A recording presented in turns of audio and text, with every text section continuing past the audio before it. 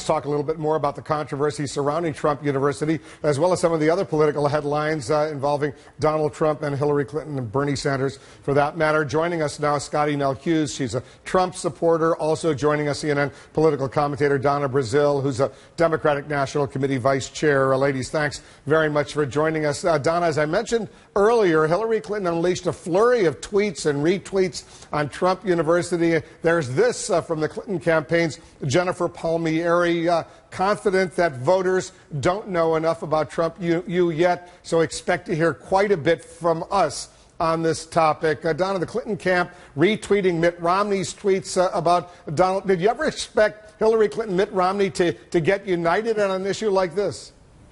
Well, there's no question that when Mitt Romney delivered his speech back in March, I thought it was a very a good analysis of Donald Trump, his failures, and so many of his business enterprises, the casino, the stakes, the vodka, et cetera, et cetera. But the big one was Trump University. So I'm sure that the Clinton campaign, the Democratic Party, and every other interested party, perhaps even some of the Never Trump people, will use some of these salacious allegations. I haven't read all 400 pages. What I've read, of course, is already out there in the open public. It's disgusting. It's disgusting to hear that these customers felt betrayed. They felt that the instructors were not qualified to teach the course, and that they felt exploited. So there's no question that this is going to become a topic of conversation. How long? We don't know, but it's probably going to be as long as these allegations continue to spill out from the courts. How damning, Scottie, are the sworn testimony that these individuals have put forward and now released in these documents? Well, at face value right now, they seem pretty damning, but we're only hearing one side of the story, Wolf. And I think we have to realize it's not Trump University as what we think of the great institutions of higher education that we have. It's more like a Trump seminar. And these folks were not forced to have to take classes. These people were not told they had to do it. It was not a life or death situation, as we find with many of the issues that plague the Clinton campaign and the Sanders campaign right now. These people had a choice, and they were sold. And yes, if they were preyed upon, then we definitely need to investigate that. But until you sit there and say that Donald Trump told these people that this was the sales techniques that needed to be used, I think it's real interesting that we're holding him accountable for things that were definitely downstream of the more than 300 businesses that Mr. Trump has started. We're going to hold him accountable for everything that happened in every single business. I don't think that's necessarily fair. And we're not telling the success stories. It's amazing. We know they're out there. We know those court documents exist. So what's going to happen when those are unsealed, unlike everything else we've heard this year? Does there necessarily, will there ever be an apology from all these people who said that who demonized Mr. Trump based on one side of the story that they continuously are being told at this point?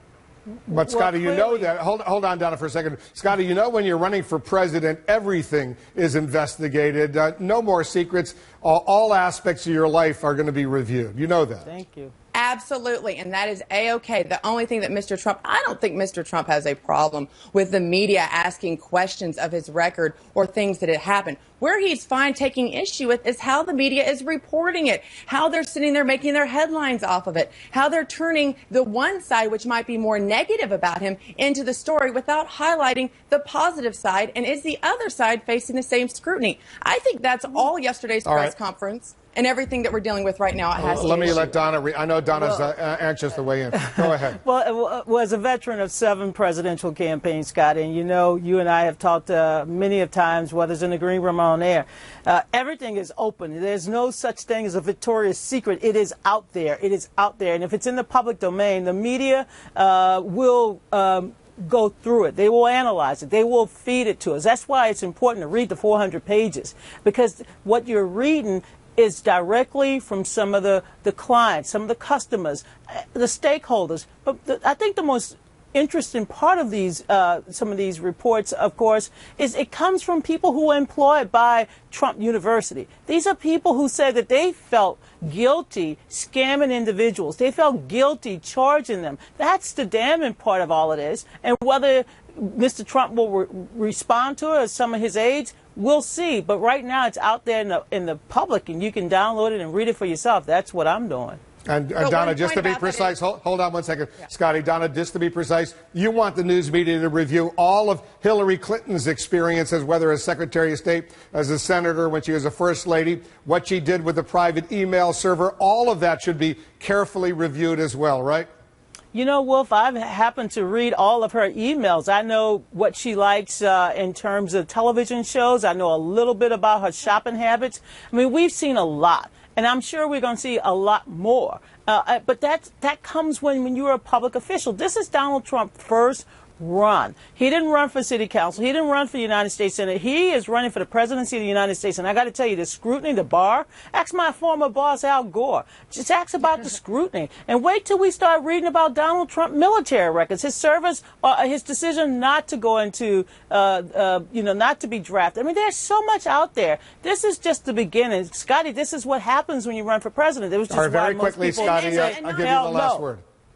And not complaining about it, but let's take this in context. These are ex-employees. These are people that are not happy with it. Let's get the other side of the story, Donna. You know, and I agree on looking at both sides of it. And you have seen the emails, but have you seen the 3,000 emails that are now considered to be secured, by the FBI at this point in their investigation? I doubt that. What are in those emails? We'll never know. We're going to get all sides of the story, as we always do. Scottie, Donna, guys, thanks very much. Thank you.